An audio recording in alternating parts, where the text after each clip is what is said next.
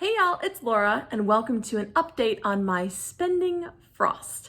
Now, as we discussed earlier in the year, I am trying to spend a lot less money this year on scrappy supplies in preparation for the big purge. Every few years, I do a big purge of my scrapbooking supplies to make sure that what I've cultivated in my stash is just things I love, that I'm not holding on to and hoarding things that I'm not going to use.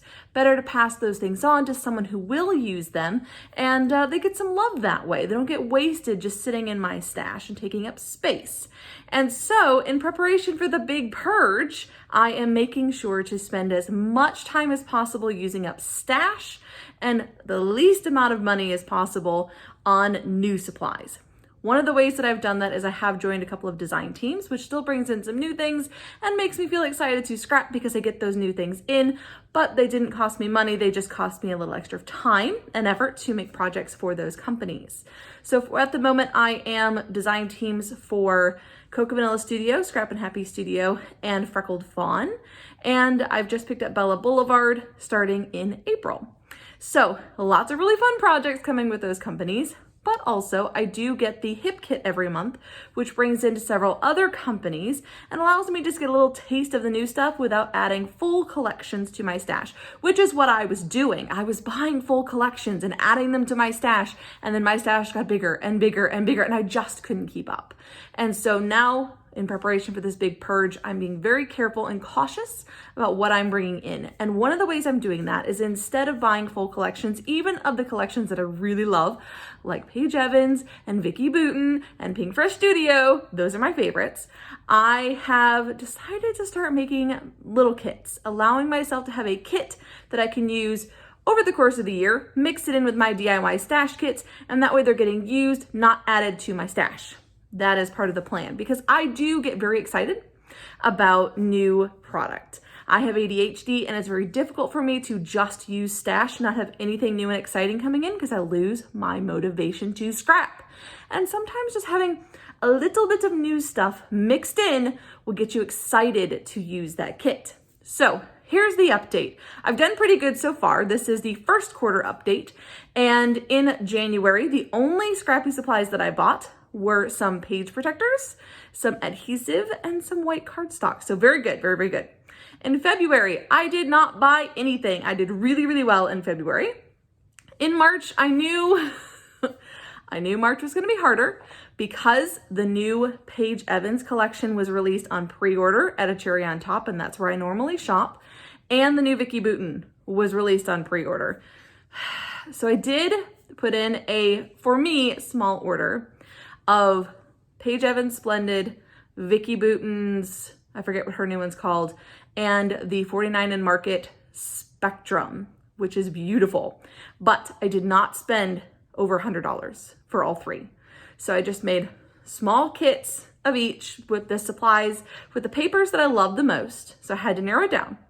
And with 2 or 3 embellishment packs total, I cannot have all of them, 2 or 3 total. And so I'm going to be incorporating those into stash kits over the rest of the year and get them used up and not have them sitting in my stash because I don't need to add to my stash. That's the plan. Now for April, we are going to be doing a Hip Kit inspired stash kit. And the way that that works is I'm going to be pulling in my current Hip Kit, which was for March, and we're going to be using that with some stash to get the Hip Kit used. If I'm going to be bringing in new supplies, I want to make sure I'm getting them used. So every 3 months, we have a Hip Kit inspired kit. Then we have a specific designer inspired kit, which is when I'm going to bring in some of these newer collections. And then we're going to have a full stash kit. So I get a little bit of all three. I still get really excited to scrap, and then I can dive right in. So that is how I've done so far on the spending frost. I think I'll be pretty good during the summer. I expect in the fall, when we have another Paige Evans and Vicky Booten release, I will probably get another small order for me. I know $100, it's a little less than $100, but $100 is a lot to spend on scrapbooking supplies for some people. So I do understand that, but based on how much I was spending, this is a significant decrease.